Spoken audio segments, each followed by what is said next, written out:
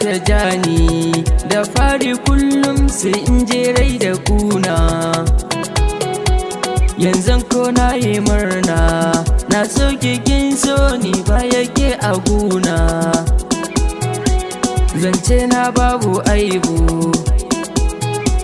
na yi shi ne a tsari.